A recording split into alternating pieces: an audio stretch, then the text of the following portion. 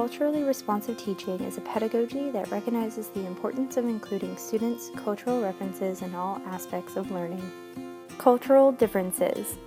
According to Bennett, culture is conveyed as a complex concept that is learned and used by anthropologists and sociologists to define what makes a certain people unique from another group of people.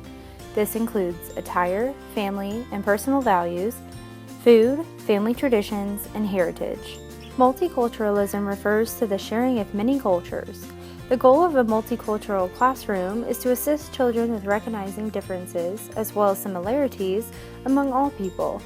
Allowing children to explore varying cultures creates opportunities for them to see that even when people have different customs and traditions, they often share some common traits too.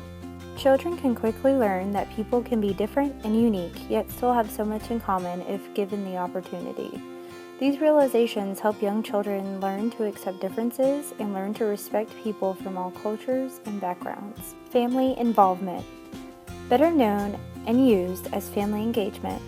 Engagement means partnership with the school, proactively supporting, promoting, and enhancing children's educational experience by working together with the school.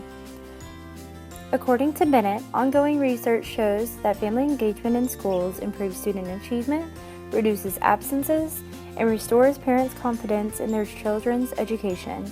Students with engaged parents or other caregivers earn higher grades and test scores, have better social skills, and show improved behavior.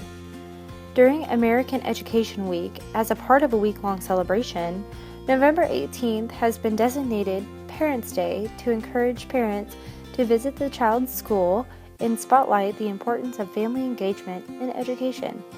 Becoming active in a parent group provided by the school is an important way to increase involvement.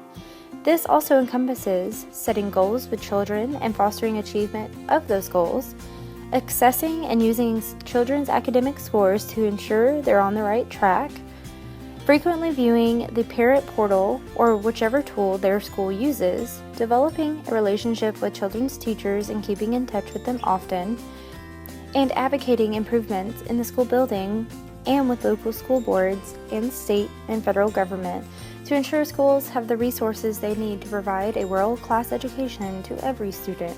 Although these ways of involvement are important, the most significant type of involvement is what parents do at home.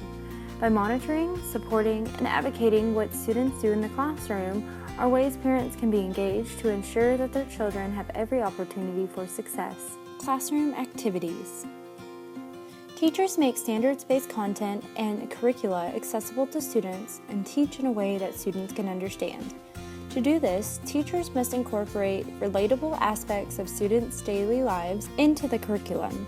Such familiar aspects include language, which may include jargon or slang, prior knowledge, and extracurricular interests such as music and sports.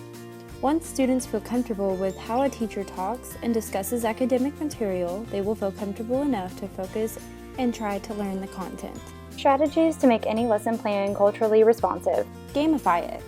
From a call and response to playing charades, the more interactive and attention-grabbing, the more the students are willing to participate. Most games employ cultural tools as well.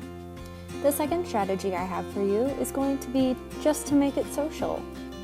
Organizing learning so that students rely on each other will build on diverse students' communal orientation.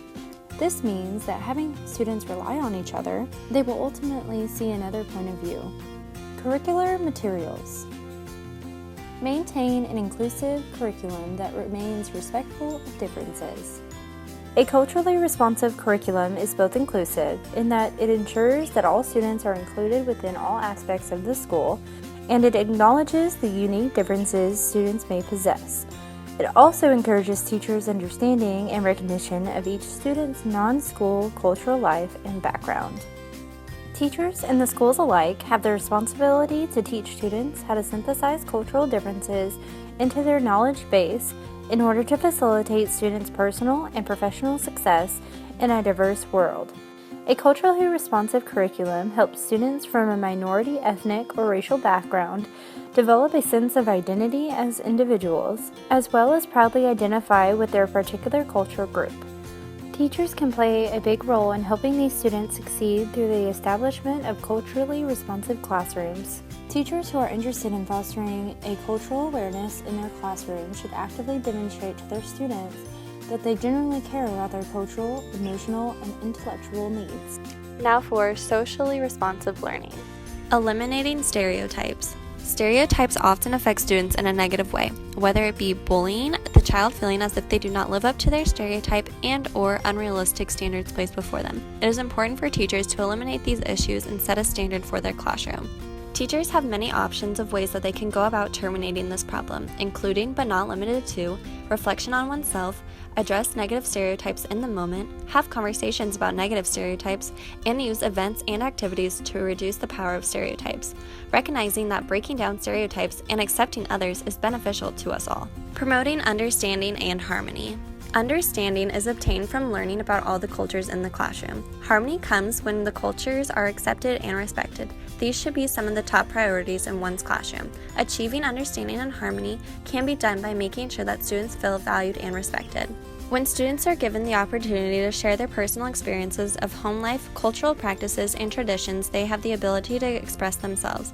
This will allow them to feel more comfortable in their surrounding environment and provide insight for their peers, all while developing a safe and welcoming climate in the classroom. Combating racism. According to Bennett, one of the most difficult conditions for most schools is to establish an equal status environment for the different racial groups within the student body. In order to combat this tendency, discuss with the students how race, ethnicity, religion, culture, geography, and socioeconomic status intersect, resulting in vastly different life experiences for different people.